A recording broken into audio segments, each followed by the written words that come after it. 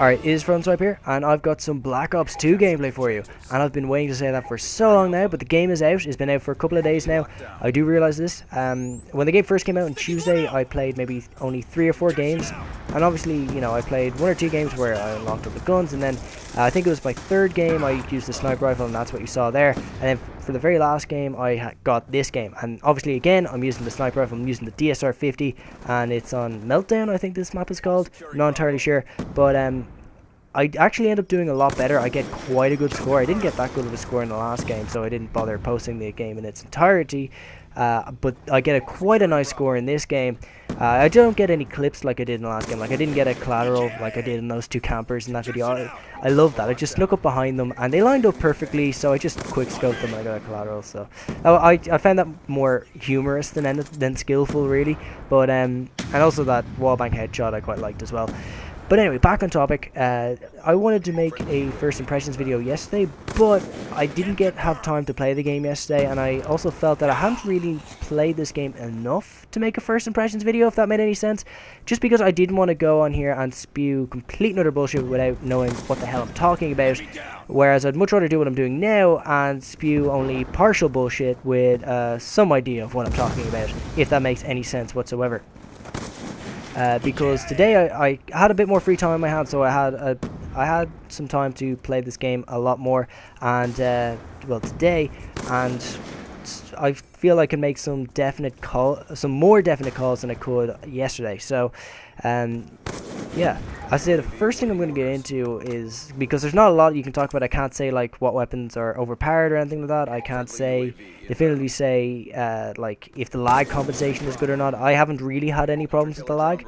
Like, there have been 1 or 2 gunfights where I felt I should have won, but I don't think it's enough to say that lag compensation is going to ruin the game or anything like that. In fact, most times I feel that the lag is quite fair, and that usually, you know, if I lose, it's generally down to either a mistake I made or a lack of gun skill, or if he just had the better gun for that situation. So that's what it feels like so far anyway. I'm sure there'll probably be 1 or 2 overpowered weapons that people will complain about, and I'm sure Treyarch will end up patching them or whatever.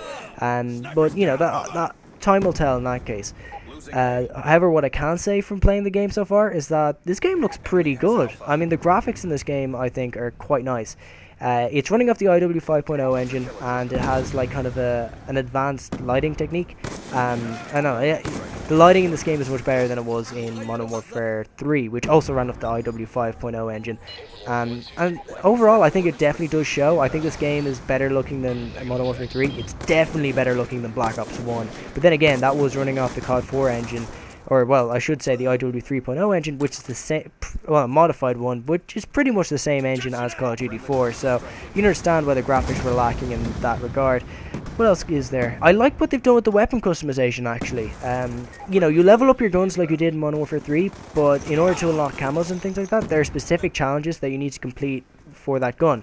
Like, for example, you know, getting headshots. I think there are a couple of different challenges that I can't remember off the top of my head. I know for the DSR-50 there are certain challenges you need to get like a certain number of one-shot kills with it. I'm not sure about the regular guns. I should probably go and check. But you have little challenges and things like that to go for. Actually, I think one of them is that you have to get a certain number of kills with no attachments on the weapon, which is quite an interesting one. Or you have to get one with like no perks or anything like that. So that's, you know, it's quite interesting. Adds a bit of variety to the game, and it's not just the same as like going through and leveling up your guns as it was in Modern Warfare 3. You also have challenges to go for as well, which is quite nice, and adds a bit more longevity to it, and it gives you something to go for as well. Also, the fact that you can prestige your gun 3 times, so you know, if you want to, you can go and unlock everything again. So I suppose that's there as well.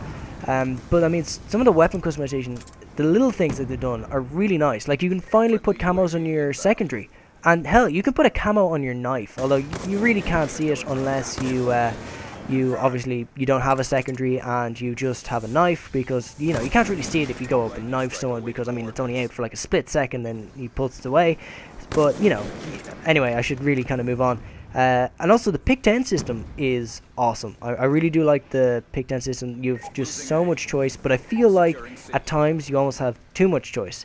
And you know, if you're trying to quickly change your class between rounds, or between games I should say, that you know you almost don't have enough time, because it's like okay, I have 40 seconds to decide what the hell I'm going to do. Do I want to give up a concussion so that I can have an extra attachment on my gun, or do I want to, you know, maybe go without a secondary and you know, not use any stun grenades but have like 2 perks or something like that, you know, 2 perks from the same category.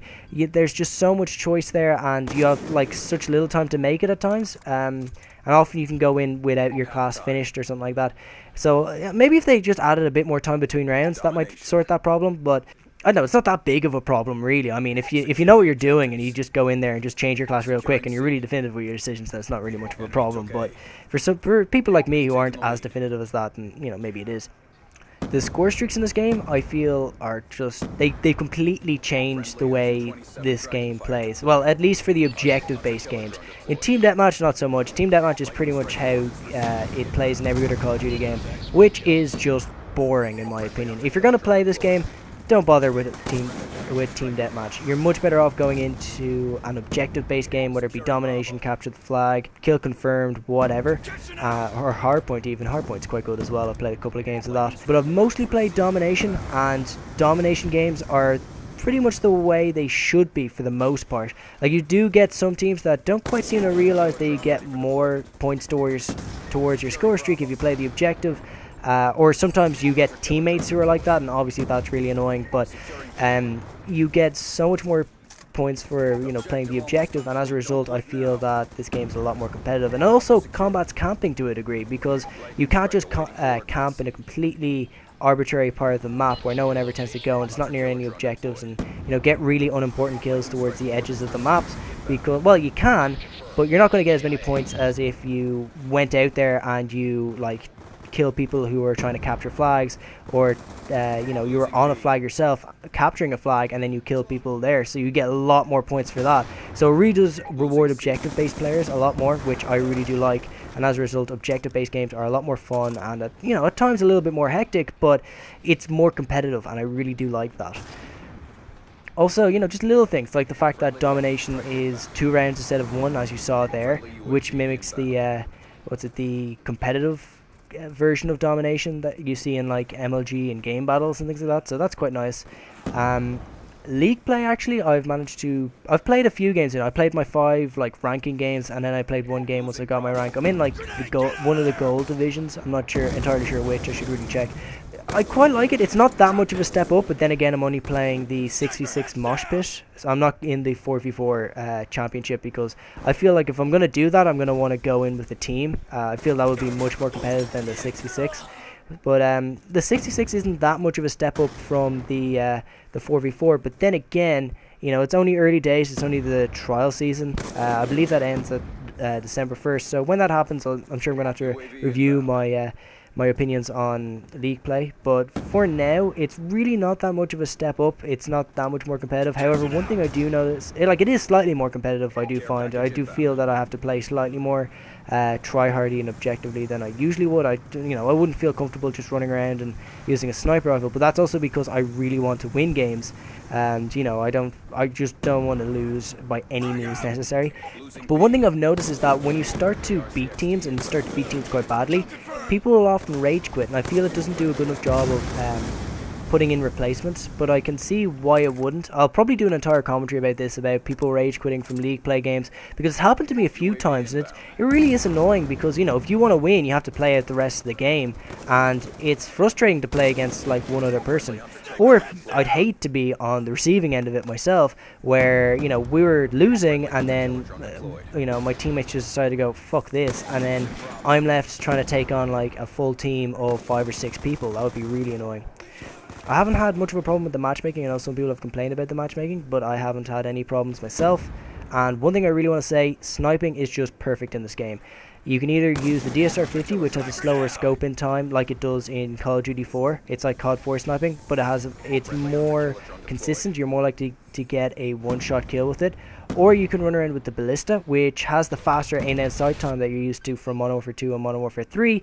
And it's less consistent. You're more likely to get a hit marker. Like the the DSR-50, pretty much anything from the waist up is going to get you a kill. Like I hardly ever get hit markers with that thing.